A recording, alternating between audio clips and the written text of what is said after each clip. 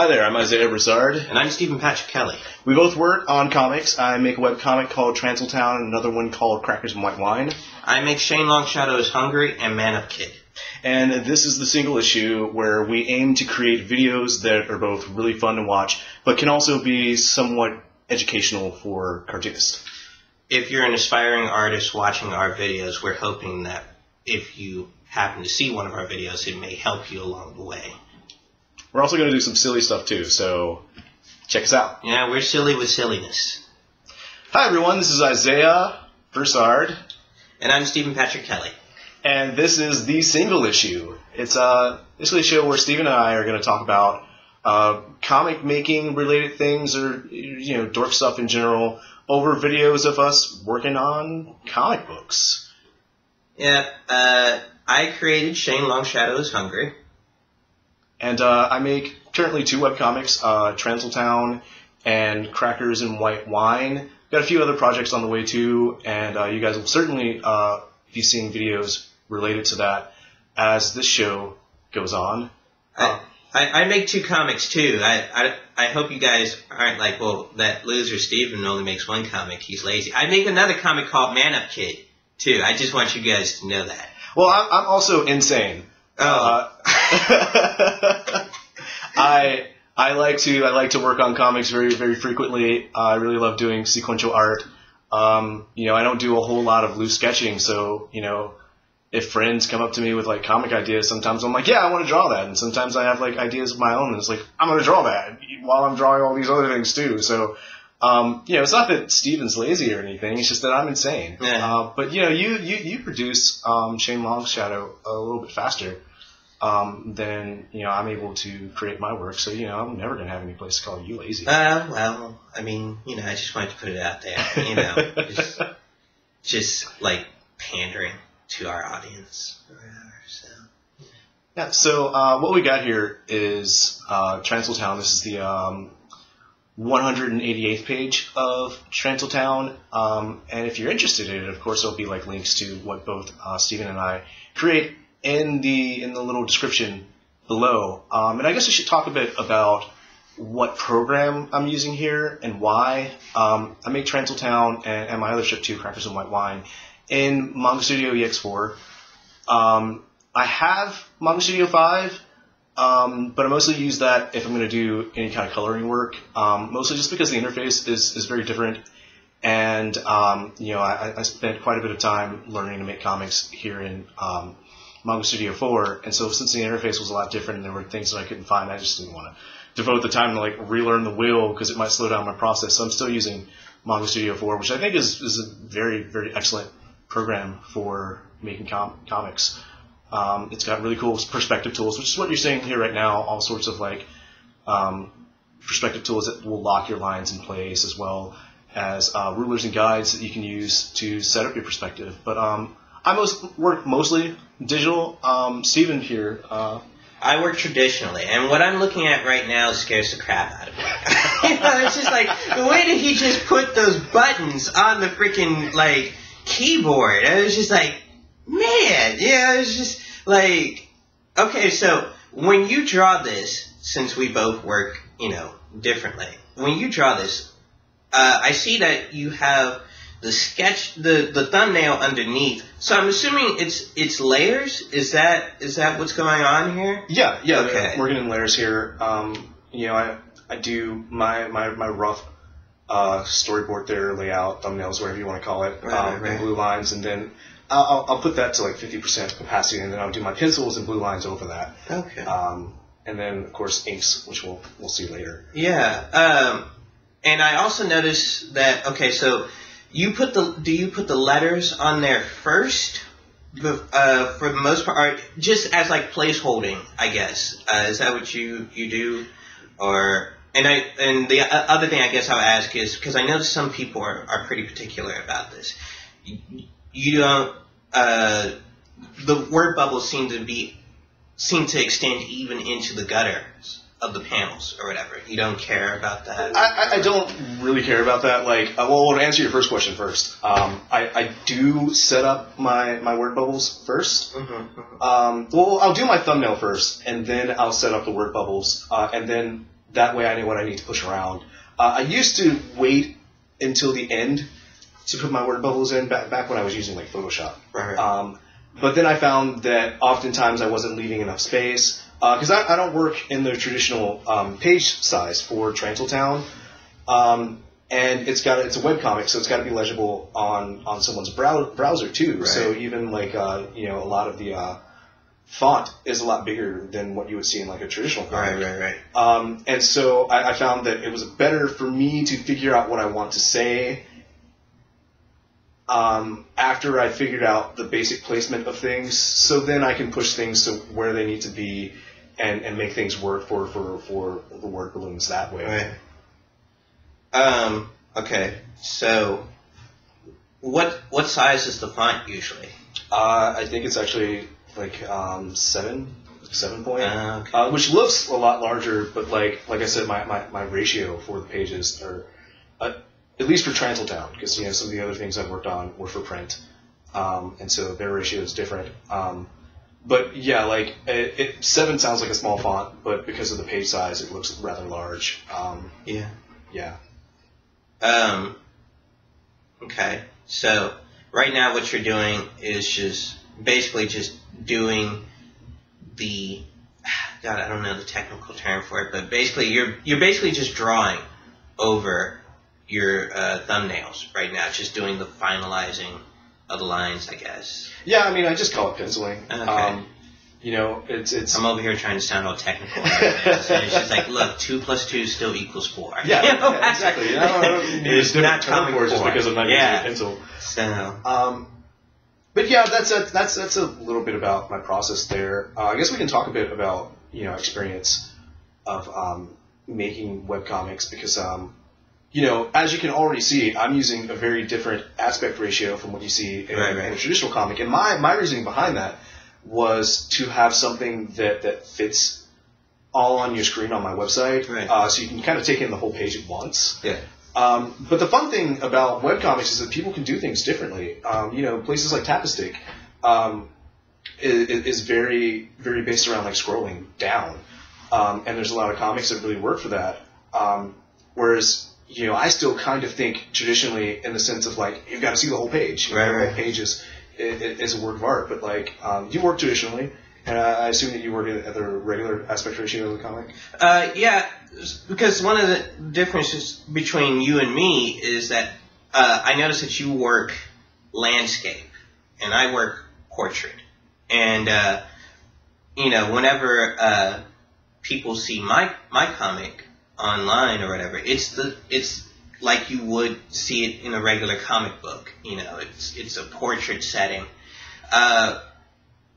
Whenever I scan my stuff in, I don't know if it's like because of like how old my scanner is and everything else or whatever, but my images come out huge.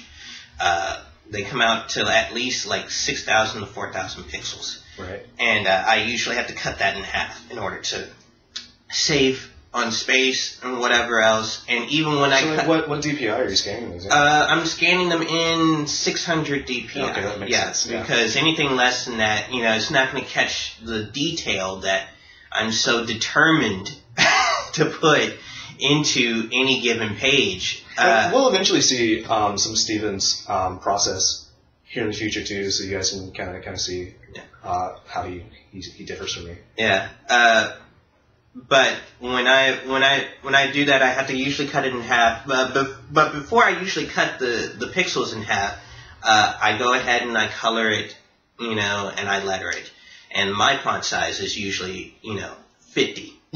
Yeah. So it's like everything is big. The size of your page, yeah. Yeah. So it's just like I do it big enough so when I cut it down, it doesn't pixelate it.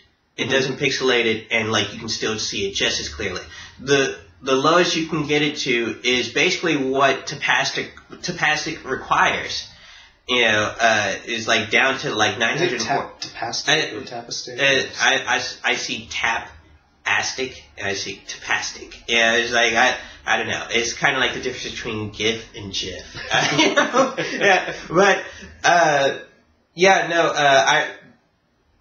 Tapastic requires like 940 to I think 1300, 1400 pixels, which is fine because that's like the lowest you can get without like the letters coming out all pixelated or whatever. It's still legible. Anything lower than that, and the letters aren't going to be, you know, legible and everything else, and you've just wasted like a whole day's work. You know, and it's just like, and I have done that before, and it leads to many swear words. Many swear words. My mother has to hear me swear, you know, but yeah, so yeah, it's completely and totally different. You do all of your stuff at home, I assume. You never have to go anywhere, really, to like, you know, print out stuff. No, yeah, like I don't have to do any printing or anything like that. I'll sometimes take my laptop with me on the go. Right. If I'm having trouble, you know, meeting my self-imposed deadline, because again, these webcomics. But for the most part, I'm working at home, in my little studio at home. Yeah, usually whenever it's like a whole factory at home. I have to, you know, thumbnail the plot, and then I got to go to FedEx. So you blow it up. You don't have a scanner? No, I mean, not a scanner that big, no.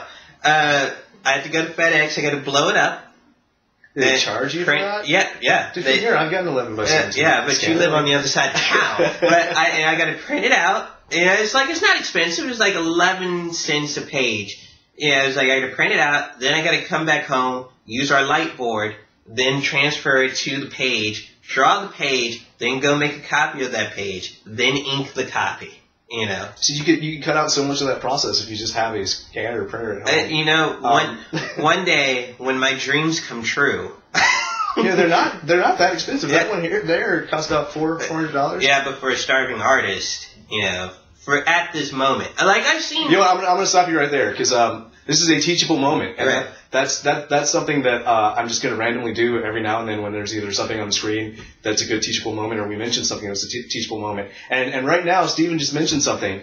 Being a starving artist. If you are a young cartoonist and you're watching this and you want to break into comics, allow me to tell you right now, there is no romance and no glory in being a starving artist. Nope. Sell your work. There's no such thing as selling out. People will make you feel bad about selling your work, but if you want to be an artist, and if you're serious about that being the thing that you want to do with your life, you need it to pay your bills. Yeah, those people that are telling you that you're selling out or whatever, they aren't, you know, calling up the light company. It's like, hey, look, I got this. You know, it's just like, you sell your work, you know. So yeah, but there's some, you know, scanners, and Lord knows we need a new scanner. The one I have is like at least 6-7 years old. So if I could get like a scanner that was like that would scan 11 by 17 pages or whatever, that would cut my cost in half. Yeah, it would cut your cost. It cut your time down. Yeah. Man, you'd be able to create so much more. I wouldn't have to go anywhere, really. I mean, it's just like, it would be like the episode of South Park where like they are playing World of Warcraft. All I need to do is draw, and my mom bring me Hot Pockets and like a bucket to crap into or whatever, you know. But yeah. You see, that's part of the reason why I decided to go digital. Because the first webcomic I made, and it's nowhere on the internet right now, I might put it back up on Brass Comics. But I did that traditionally. And, you know, I used to go home from work, and then, pick up my supplies and then go over to like a 24-hour coffee shop that was, near my place and just like work on that comic. And I did it on like very small paper, that was cut to the aspect ratio that I use. And also small enough for me to scan in the 8.5 by 11 scanner that I had back then. Right. And there's another teachable moment right there. If you're just breaking into this, especially if you're doing this on the web comic end of things and self-publishing, don't feel shy or embarrassed about whatever your process is, right. or whatever it is that just create, and create in a way where you are able to create comfortably. I mean, like my first webcomic. All the art was small and scrunched up, and then I scanned it in, and you know, you lose even more detail, and it didn't look hot. But you know what? I was making comics. No one gets it right on the first go. No one. unless you're Jack Kirby. I mean, it's just you probably think you're right. Yeah, I mean, everyone starts somewhere. I mean, that's a myth I refuse to believe. So yeah, I hear he didn't even need an eraser. Oh sure. So, but yeah, I mean, everybody's work ethic is different. Like the work ethic that I described, yes, there's a lot of steps to it or whatever, but it's a work ethic I enjoy. Sure, I've got to go to a copy shop to get, what I need and everything else, but I enjoy that drive. It gives me a chance to like think and come up with ideas and everything else or whatever.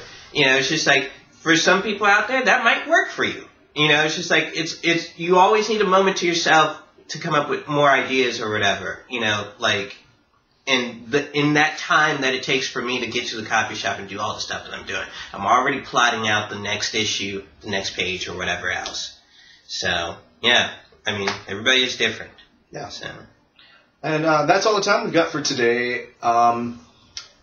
We will do more of these, because we are the single issue. Yeah. And we'll have more things that we want to discuss. Probably next time we'll still be talking about webcomics, because I'm sure there's still a lot of things that we can talk about that. If you like what we do, feel free to support us on Patreon. There'll be links bottom of the screen. Do you have a Patreon? No, I don't, actually. I'm just on Tapastic. Okay, well then subscribe to him on Tapastic, and we'll see you guys next time. All right. Bye, guys.